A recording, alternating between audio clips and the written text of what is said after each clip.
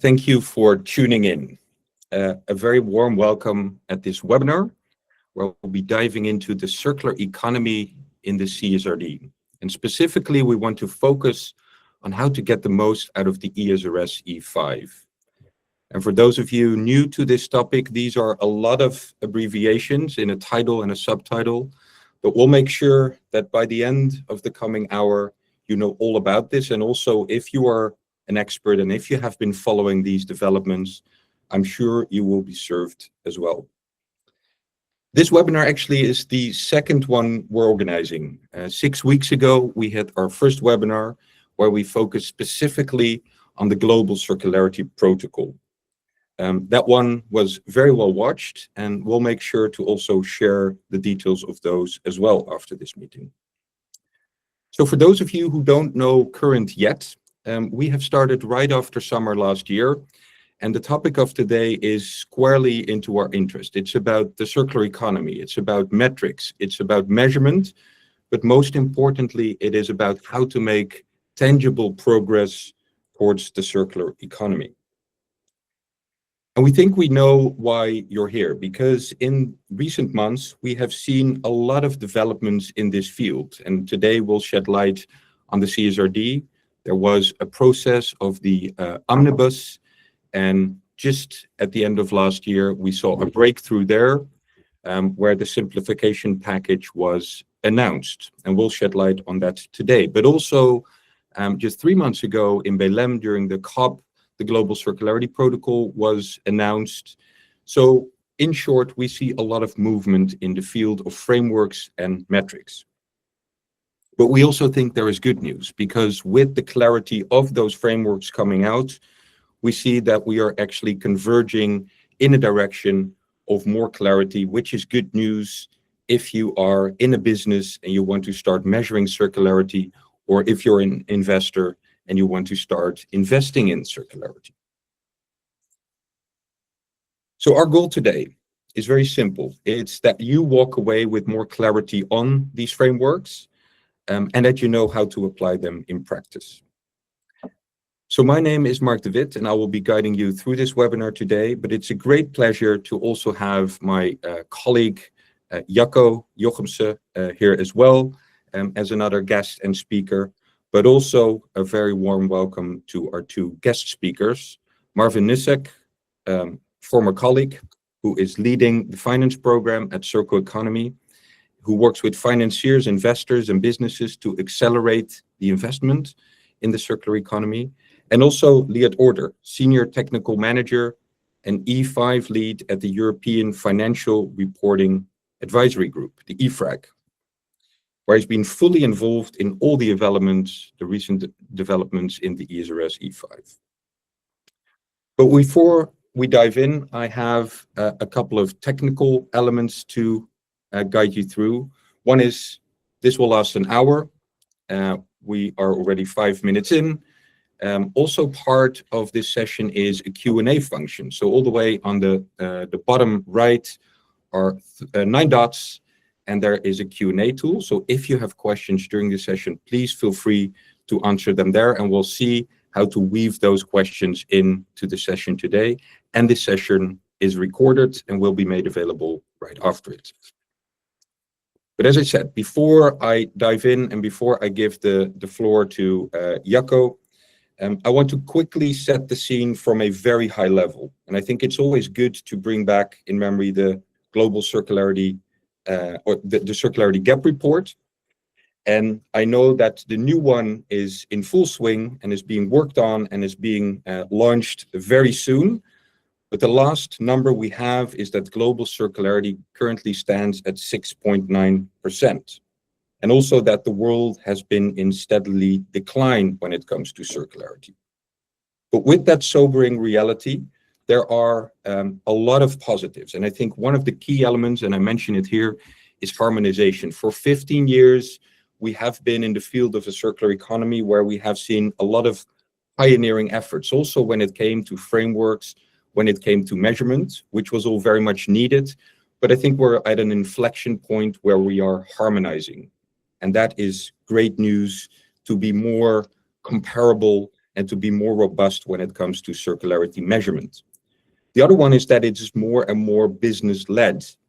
The business case for the circular economy has always been very critical, but in this day and age, also with supply chain resilience, with geopolitical tensions, I think the business case and the case for circularity from a business narrative and a business perspective is stronger than ever.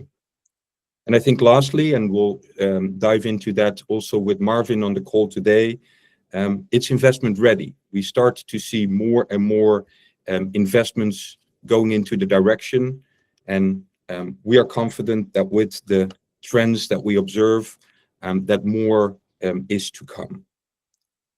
So with that kind of setting the scene more globally, I want to hand over the floor to Jacco Jochemsen, to my colleague, to set the scene and expand more on the why of reporting. So Jacco, with that, the floor is yours. Thank you, Mark. And also from my end, I'm very happy to see all of you here.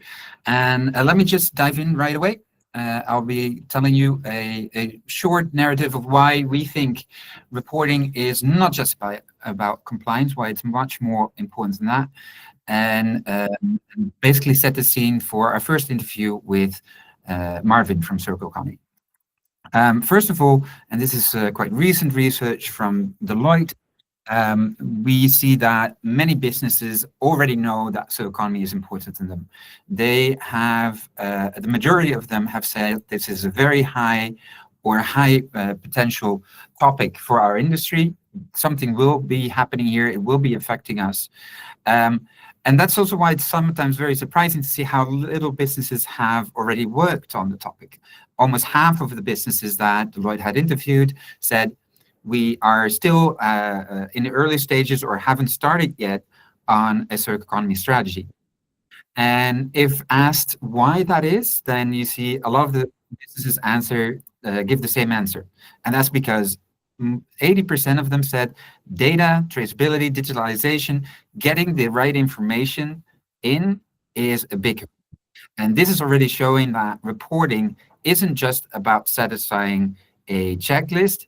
It's a crucial element for businesses to really be able to capture that potential, as they see it as a hurdle right now to have data. If you look at what are then the exact opportunities that everybody, that all these businesses are looking at, then it's a very different, a varied group of answers they give.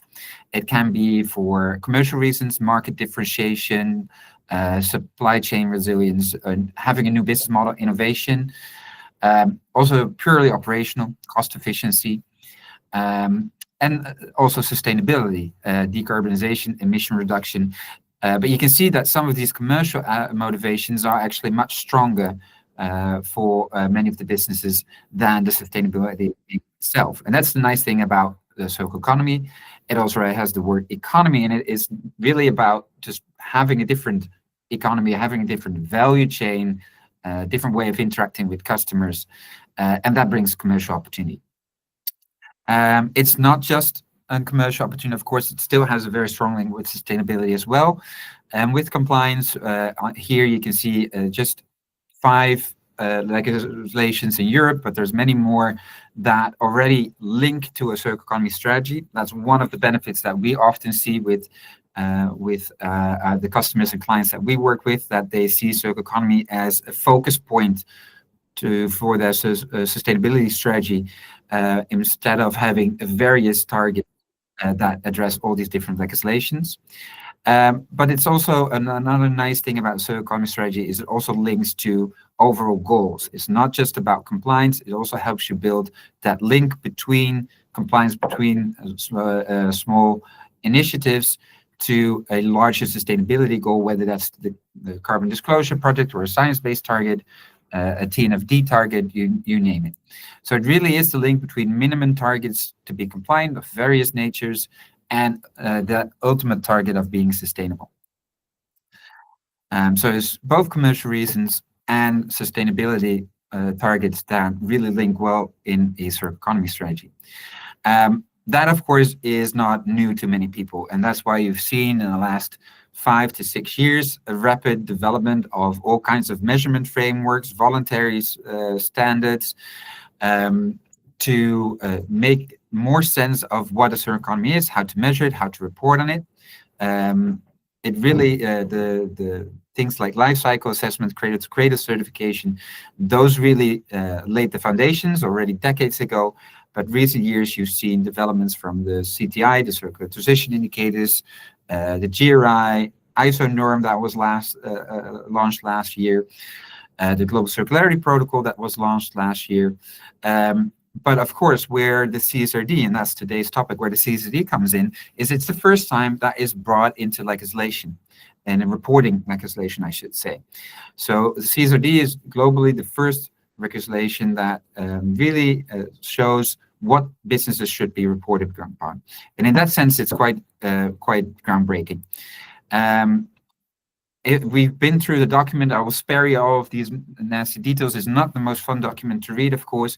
But if you look at what the CSRD, the actual draft legislation that's now being negotiated, what it says that is the aim for it, and then you recognize a lot of things that we've already been saying. It's about reorienting capital flow. So informing investors of your circular economy performance so they can actually decide to invest in businesses that are more circular. It has a link to climate neutrality, so it has a link to sustainability, is a very important one. But also it has a financial risk in managing systemic risks. So all the risks that come from scarcity, from environmental degradation, you name it, that's also something they want to manage from a financial point of view. And then if you see all the elements that they implement in the CSRD to get to that point, from just standardization, comparability, mandatory audits. This is also the first time that happens on circular economy. It's the first time that accountants will really have to deep dive into the topic and see if a business really reports the right things. Double materiality, digitalization, it's many of the topics that we already mentioned today and which businesses already have reported upon are important to them. And this is why we feel that the CSRD is not just about a reporting framework, it's addressing a lot of the issues that businesses are facing today when it comes to, for instance, data availability. With that said, I think I'm handing over back to Mark and Marvin to really explore more the angle with investors. Yeah, thanks a lot, Jacco, for setting that scene and also kind of diving a bit deeper. Marvin, it's great that you're joining the webinar today. Thanks a lot. We have just seen Jacco explain kind of the why of reporting, and there were a couple of elements he particularly highlighted, and one was reorientating the capital flows, and that's an explicit aim of the new CSRD. You, of course, in your role as lead of the finance program at Circle Economy, have been kind of at the eye of the storm of all of these developments. Last year, you launched the Circularity Gap Report for Finance together with KPMG with a lot of great insights, and also have been working with investors. My first question actually relates a bit to one of the key outcomes of the Circularity Gap Report for Finance, which is that a lot of the investment actually focus on the end of the chain, so on waste management and all of that. And my question to you is, with this new development, what is your view on the extent to which we will be able to steer investments more towards circular economy initiatives, and particularly also at the beginning of the chain, where it's particularly powerful? Thanks, Mark. And first, thanks of all for having me. And yes, indeed, so our Circularity Gap Report Finance, we really analyzed global capital flows towards businesses that engage with the circular economy. And what you see is that the majority of money really is still flowing to the end of life. And that maybe doesn't come as a surprise, because I think for still a lot of people, circular economy or resources are really just seen as kind of a recycling activity or so. While of course they are important throughout the entire value chain and throughout the entire process. And it's maybe also not a surprise, because often the end of life investments, they are a bit more capital intensive, so they immediately are bigger ticket sizes. So if you finance basically a recycling plant, that is a bit more expensive than maybe changing the design elements in upstream. But what I think, we also analyzed and linking our circularity gap report findings to the general circularity gap report, where we understand where there's most impact potential, is that we want to move more money more upstream because there is more impact potential. It allows for more resilience, really, also in your value chain and so on. So it's one of our key recommendations. And that's why we are very happy to see with the CSRD or with E5 specifically, that there is finally kind of a bit of a shift of the focus, and that it's really about also discussing the inputs. And, just having this kind of data requirement for the first time will just bring more attention to the question of inputs and upstream. How it really will be used by financial market participants is to be seen, but it's really the first time that there is a requirement. And I'm very happy also that the EFRAG and the EU is also specifically saying we want to steer investments with the CSRD. And I think there is great potential, but it's also to be seen how it will be utilized by the financial sector. How it will pan out in practice, of course. But it's great indeed that this is kind of one of the recommendations, but that you also recognize indeed that the attention to upstream is getting more attention. I think another element of investing is, of course, also the comparability, but also the quality, let's say, of the assessment itself, because you want to be able to benchmark both one organization against the other, but also kind of look at industry benchmarks. Also in that regard, and what you now have seen of this new development, kind of where do you see that heading? I mean, I think first it's always important also to understand that the financial sector, in the end, it's really always about the risk, like how risky is me deploying my capital or my money, how likely is it that I get a return of my investment and so on. And to basically determine how risky something is, you need high quality of data, you need comparability to decide whether you put your money to A or to B. So it's very important to have kind of standards, quality, comparability, and so on. And I mean, as good as I know, and maybe other people in the room as well, that the circular economy really is whatever you want it to be to many. So I think that by now having kind of this legislation with the CSRD, there is just more clarity, and that will allow for more comparability. And just having data points and defined data points that are required, mandatory within the EU, will be very important. And of course, we also hope for the kind of the Brussels effect trickling down, that this will also globally play a bigger role. Because in the end, if you're really, if you then look at businesses, and businesses will actually report on their inputs and so on, we hope that they will be able to show that they are structurally less risky because they are less dependent on resources, for example. And that's especially, of course, in the current geopolitical atmosphere, let's say. We see that resources play a much bigger role, whether it's China that is blocking exports of rare earths and so on. So I think that it is just a very timely moment to put this more into the center. And I'm very hopeful that this will also lead to more circularity. Yeah. That's a great point, that you also connected both to kind of risks in general, but of course with, well, let's say the recent months, and also kind of the conversation that dominated Davos and other fora of supply chain resilience, etc. That's a key element we also need to address, and to an extent, this framework can be used to that benefit. Another element, and I don't know to which extent you feel that this is also tackled, but it is more kind of the hidden cost. So looking at the true cost of resource depletion and kind of how it deals with externalities.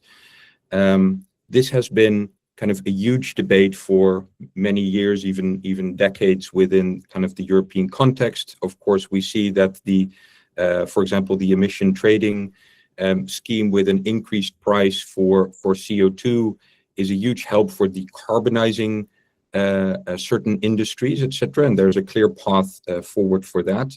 But to which extent do you feel that this framework also particularly tackles that challenge for businesses to move forward?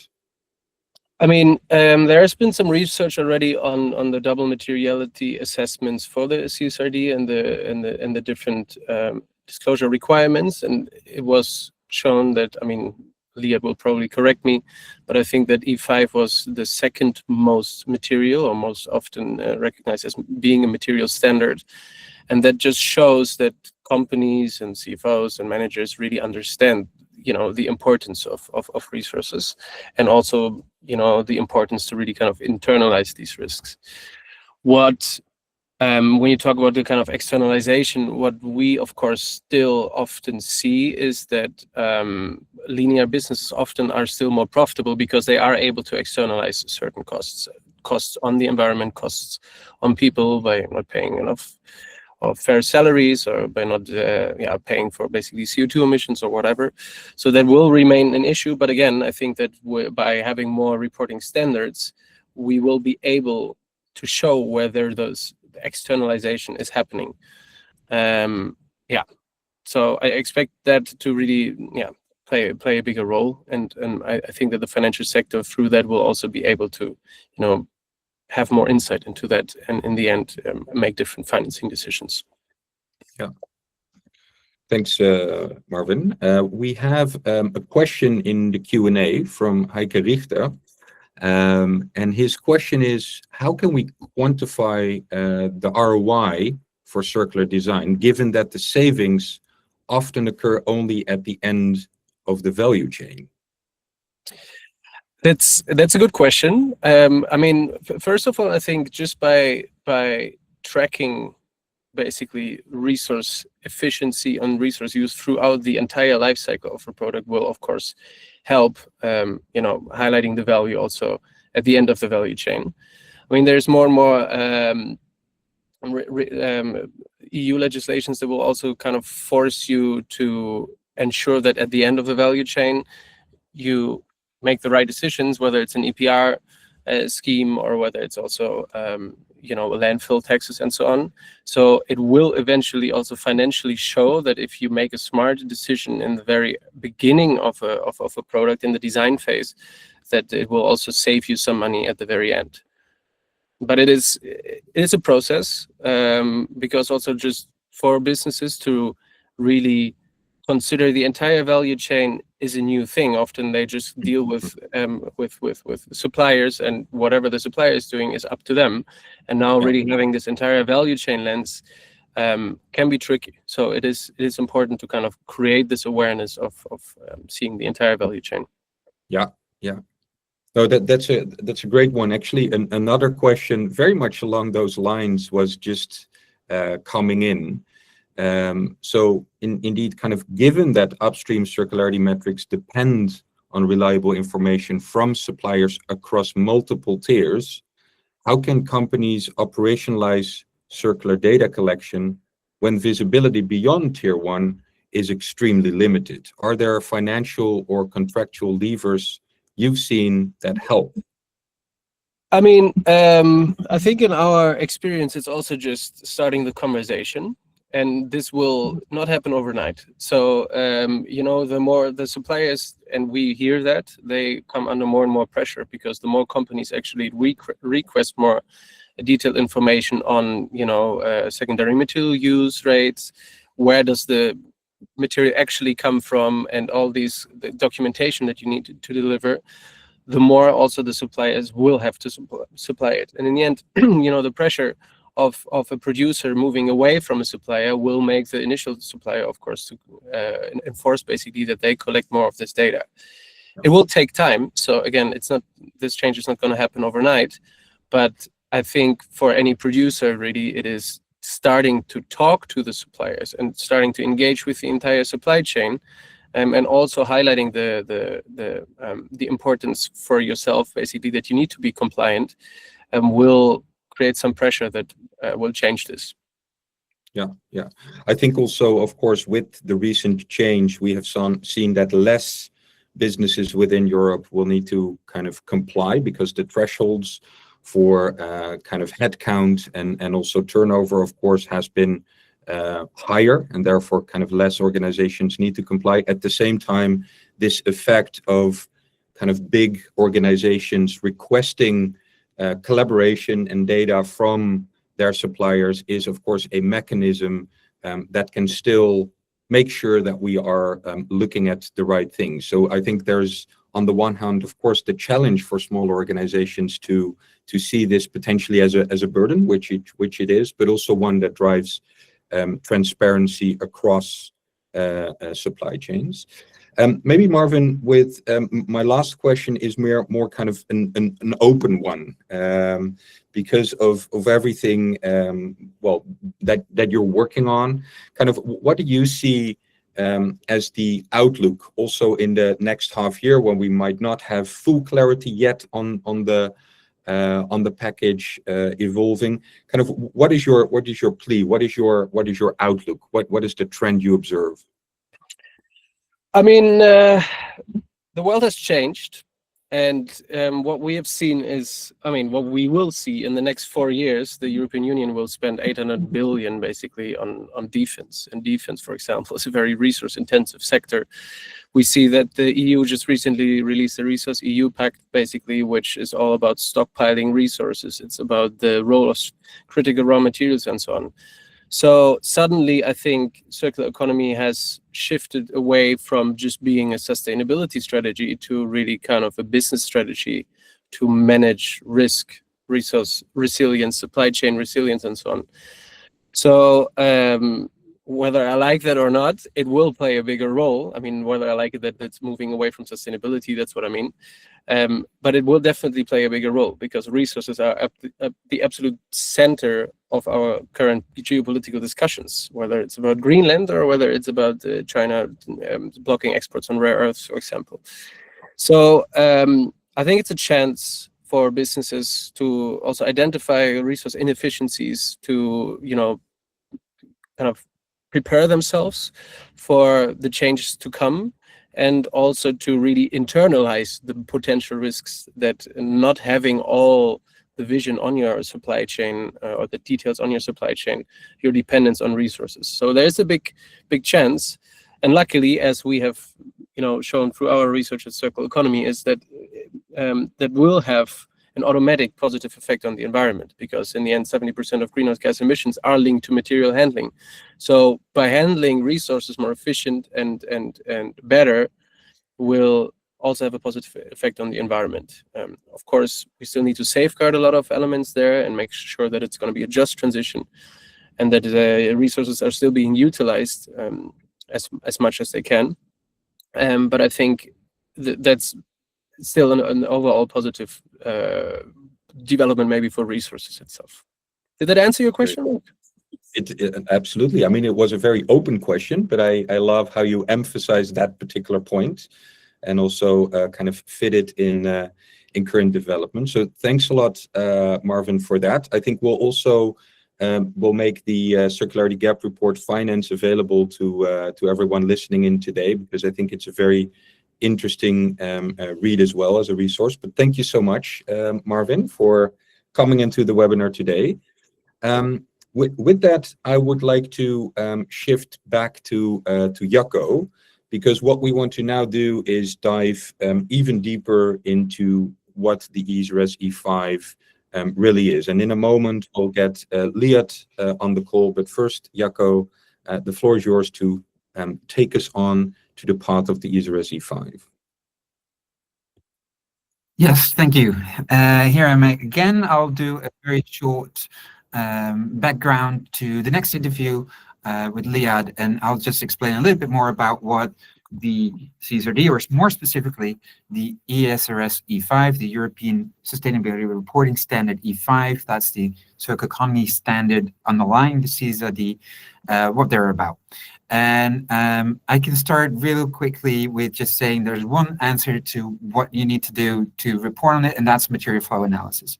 Material flow analysis is not a new thing. It's been in various shapes and forms. It's been used for a couple of decades now, most prominently as a part of life cycle assessment or life cycle costing assessments, but now more and more as a standalone assessment to really be able to report on circular economy performances. And what you see if you do that is that it has, it's quite an interesting tool for businesses because it links a couple of things. It links finances, cost coming in for resources, value being generated by producing products and semi-products, but it also has a clear link to the sustainability angle. It's about emissions being emitted, the origin of resources, the destination of waste being produced, and it's all linked in one diagram, material flow diagram. And that makes it a central tool to link things like operations, finance, and environmental impacts, and value chain design as well. And this is what the E5 builds upon. This is a very text-heavy slide, I know, but this is where we go into policy. And I just wanted to give you a quick insight in what, if you don't know the CSRD or the ESRS E5, I want to specifically show you what's in there. It has three elements, three sections, if you like, that are more qualitative. It's policies, the actions that you, as a business, plan to take to enforce these or implement these policies, resources you allocate to it, and the targets you're set as a business. What's very important in this standard as well is that it has two very quantitative sections as well, and that's the resource inflows and the resource outflows. And that shows already that this is about material flows, right? It's about what is flowing into your business or into your value chain and what's moving out of your business and out of the value chain. And those are purely quantitative metrics, which you'll have to measure using material flow analysis. And of course, one of the challenges here is data. It's already been mentioned. There were a few more questions in the Q&A, so that's really about where to get the data from. And I'll get to that in a minute. As many of you know, in the last year or a bit more, 1.5 years, there's been a lot of talk about simplifying sustainability legislation and more specifically the CSRS, and it's part of the Omnibus Package that's been negotiated. It's not at its very final stage, but it's quite clear right now what the direction is taking, at least if you look at the ESRS E5, so the Circular Economy standard under the CSRD. And as Mark already said in the previous section, it is really just, the number of businesses that have to report on the CSRD has been reduced quite significantly. But I think the impact on the E5 standards is actually not that big as you might think, because the biggest companies, the biggest businesses in Europe are still included, and those are the most resource intensive. So by my own estimation, I think there's about 60 to 70% of all material consumption in the EU will still be reported upon using the under the CSRD. So it shows that a vast majority of the materials are still covered. So the reduction of the amount of businesses that have to report on the CSRD is not as big as influential on the impact of the E5. Other major change, which I actually very much appreciate, is that the word key materials was introduced into the E5 standard. And what you saw before, and I've advised a couple of businesses, mostly multinationals, on implementing the E5 standard, and they always struggled to see to what extent, to what they should report on all materials coming in and out. And there were already quite some guidelines on what you could in and out exclude, but now it's been much more clear that you only have to focus on key materials. What exactly are those key materials is not that clear yet, so I'm hoping that the coming year there will be more, say, sector guidances and things like that from the EFRAG or from others that will allow you to define more clearly what the key materials are for your type of business. But right now, at least, it shows that to businesses that they're allowed to focus on where it really matters. Another update, or at least something that you see in the E5 compared to others and other standards, for water and for biodiversity, you see a lot of the quantitative metrics have been eased out. And part of the simplification process was to focus more on qualitative reporting.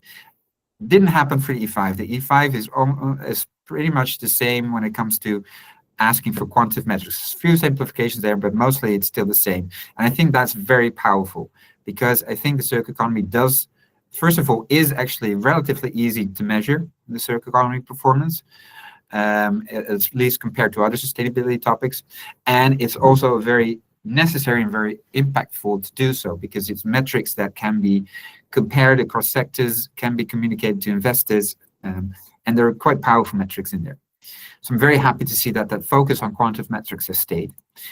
And another one, and this has been eased a bit as well, but still there is an obligation for suppliers, including SMEs, to report on circularity to their customers. It's not as stringent as it was before the Omnibus Package, but it's still in there, and they still have to report on things like what kind of circular economy principles, or what's their current circular economy strategy. For instance, you can now ask which certifications they use, and they'll have to give you an answer to that, and whether they're if they're recycling their waste or not. It won't solve some of the data challenges that are still there. In my line of work, in my experience, we still have to use a lot of sector averages, proxy data to give you estimates. And as some of people in the Q&A already suggested, the emergence of digital product passports, that is also coming up in legislation and will be mandatory to some products in some sectors. That will help as well, of course. So yes, it will help in easing some of the data challenges that companies have, but it's not the full, it will not be a total solution.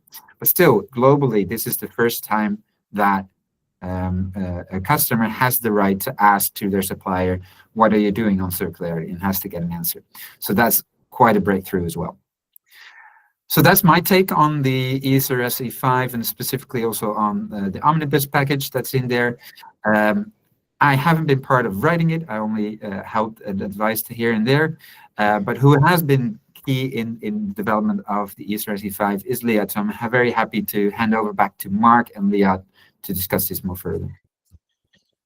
Thanks a lot, Jacco, for laying that out. But indeed, it's a great pleasure, Liat, to have you on the webinar today, because I think many of us, probably also in the webinar today, have observed the developments around the CSRD a bit from a distance, but you have been literally kind of in the eye of the storm and in the middle of all of this development, as a senior technical manager with EFRAG, with a particular focus on the E5. So great to have you on the webinar. My first question to you, Liat, is with kind of all of the developments that we have seen, kind of what actually has changed when it comes to the must-report requirements? Jacco was just mentioning a couple of kind of high-level statements on that, but what has really remained? Can you shed a bit light on that? Yeah, first of all, thank you very much for inviting me. It's an honor to meet colleagues and friends and all the audience participating, and I'll try to do my best to share what happened in the eye of the storm, because even in the eye of the storm, it wasn't that quiet. So,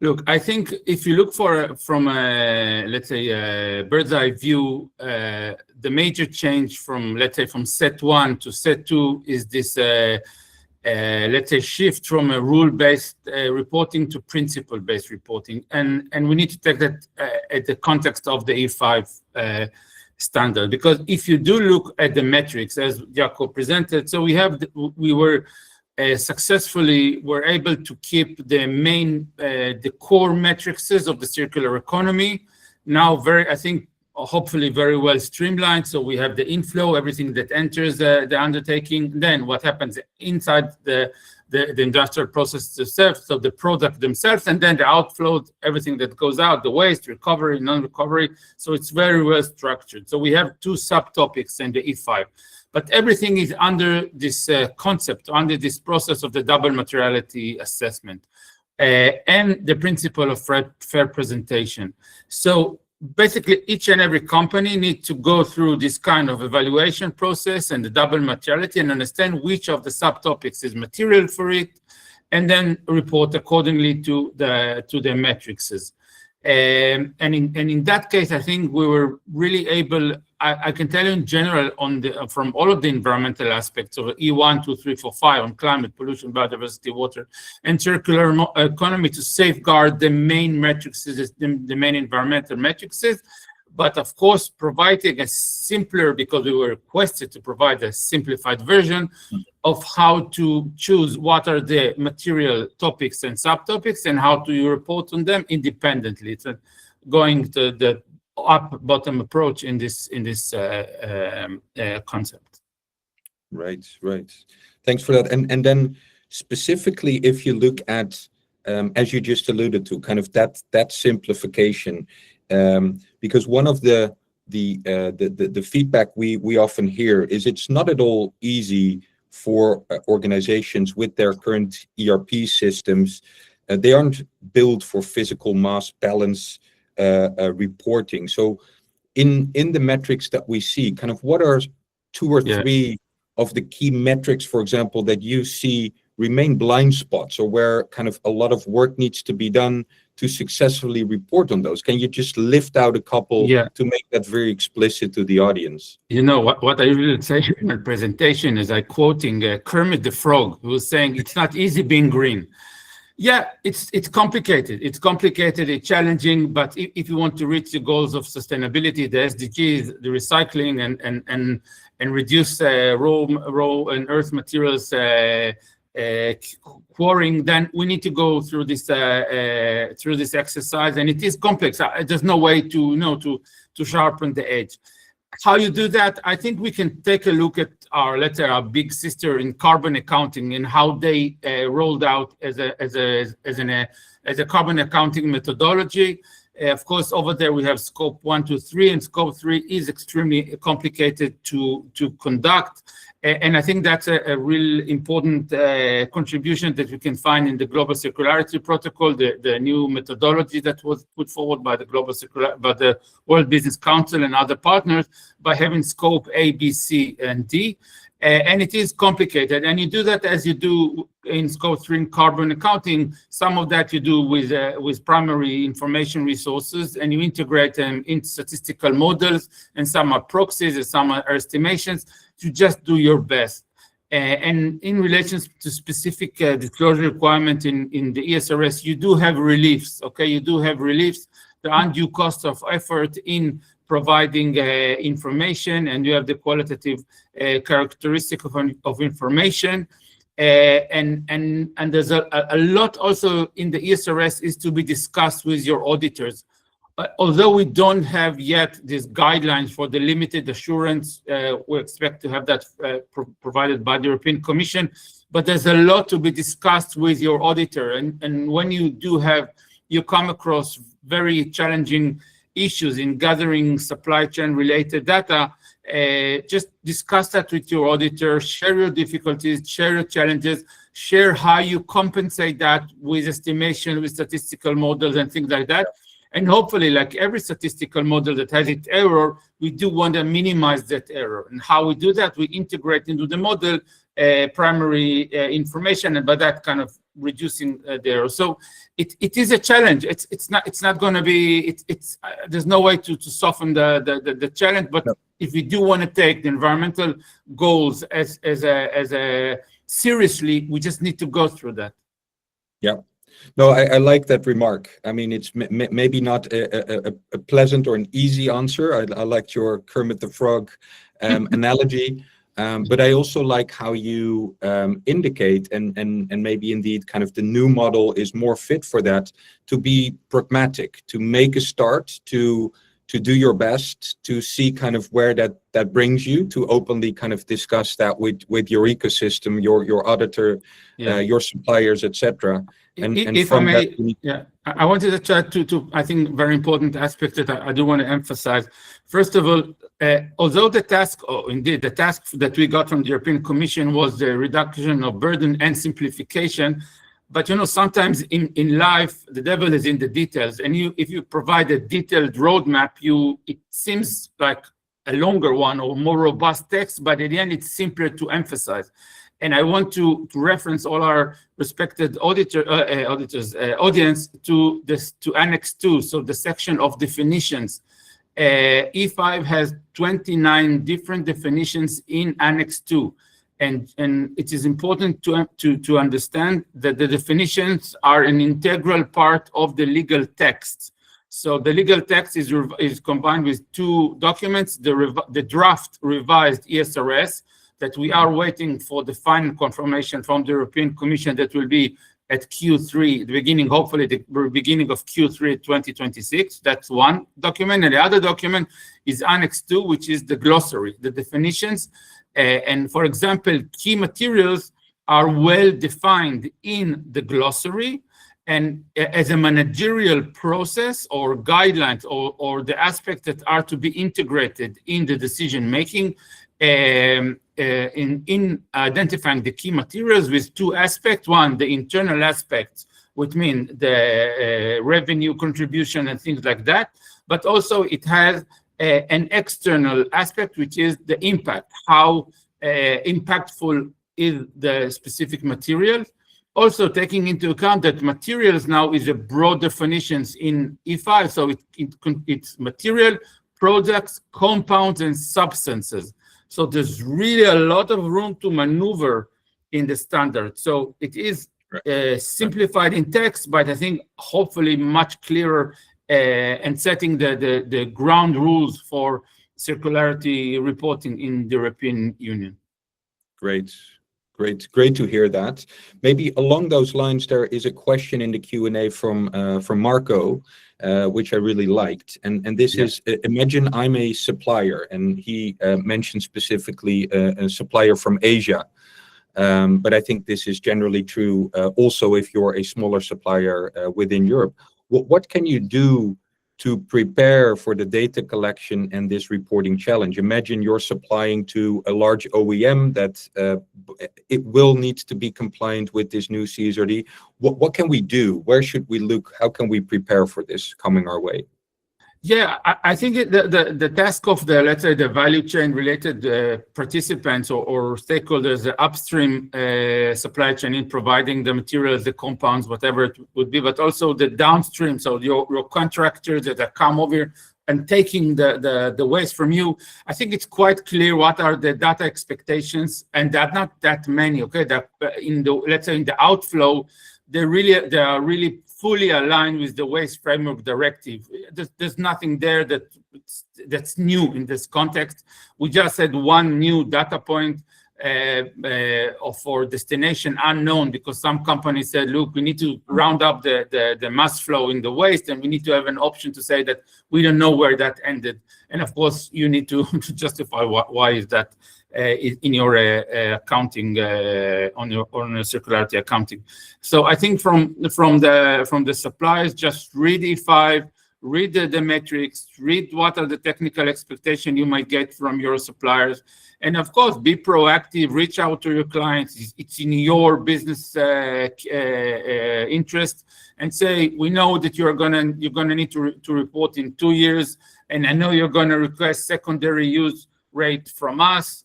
And if it's a biological material supplier, which it had its own equations with renewable and non-renewable, and if it's technical, it's virgin, non-virgin. Just get to the full understanding of what does it mean to provide a secondary allocation of materials, and reach out to your customers. I think they would really appreciate that. Yeah. Thanks, Liat, for that clarity. My last question is kind of as we're heading towards summer. I think the expectation is that the European Commission is now, of course, in the process of looking at all of this, and it will have its process. So we'll probably need to wait for a couple of extra months. What should companies be doing, let's say, in this time when we don't have full clarity on whether everything will be adopted in its current shape? Kind of what do you advise companies to do? What is the repositories we should look at? How can we get prepared? Yeah, I think, first of all, like when I was a consultant, one of the let's say the preliminary things I asked for my new client that wrote a sustainability report, I told him, please give me a time allocation for learning. Do a bit of learning. don't jump and start swimming. Just do a bit of learning. What are circular economy principles, eco design requirements? Do some reading of the regulation. Understand that the CSRD and the ESRS, they work on an economic entity level, not on a product level or material, and that's a bit different. So get yourself acquainted with the ESRS as a main methodology, with the additional documents that are out there, like the Global Circularity Protocol, like the GAP report, and all the other materials, and build up a proper governance structure, because you are requested to do that in ESRS, to put up a governance structure, and then set up your policy. Also, there's a lot of attention to be put on target setting, because I do want to emphasize that ESRS is not a value-based standard. So we don't say in the ESRS what is a good target setting in circular economy, but you do need to set targets, because we do know that in the business also other things that are not measured are not measured, and if you don't do target setting, then you don't have anything to look at and see if you're doing well, or how to evaluate your performance. So really, there's a lot to be done from a managerial perspective, from a technical perspective. Maybe realign your data platforms and get this information inflow on a machine-to-machine, exchange of information, and have it more embedded in your systems. There's really a lot to be done. Yeah. Well, great. I was expecting this answer, but it's great how you, in that detailed fashion, laid it out. Liat, thank you so much. This has been incredibly helpful. I know very short in time with a lot to discuss. We'll also make sure to share kind of with the audience here links to specific reports and guidance documents that we have mentioned here in the conversation for people to have quick access to. But thank you so much, Liat, for coming on to the webinar today and sharing these insights. Thank you. Thank you very much for inviting me. Thank you. So with that, we're almost kind of nearing the end of this webinar. It has been an extremely packed hour, and as I said, we'll make sure to get all the links out to the reports and the repositories mentioned here. I think if I kind of were to recap and share some key takeaways, I want to come back to my opening statement, which is that we are converging, and I think clarity is emerging from that converging path. We start to see with the CSRD, with the Global Circularity Protocol, with the frameworks also Jacco mentioned, that we have more kind of guidance and more comparability in the marketplace. I think another one that really shines through in all the conversation is, yes, these may be developed to an extent to also be compliant and report on, but more than that, they are a tool to be deliberate and to be strategic about how circular economy can drive real change. And maybe a very open door, but one that's nevertheless very pertinent, is the time to act is now. I think with everything happening in the world, with where we stand in this development. So that will be kind of my takeaway. And with that, I would like to hand back for a very short moment to you, Jacco. But from my side, thank you so much for joining the audience. Marvin, thank you. Liat, and Jacco, please, the floor is yours for some final remarks. Yes, thanks. And also on my end, thank you everyone for joining us today. I hope you had a nice webinar with a lot of insights. I'll end with a quick announcement from our end, or an invitation. Some of you have already registered, but we are also starting a training in a month from now, where we'll be covering the E5, of course, and how to report on the CSRD. Also, some of the other standards, the Global Circularity Protocol that's been mentioned, and all to help businesses that are right now getting themselves prepared to measure their own performance and to report on it, not just for reporting sake, not just for compliance sake, but also, as we said, and some of our panelists also repeated, to capture those additional opportunities, whether it's value chain resilience, whether it's opening up new markets, getting new products out there.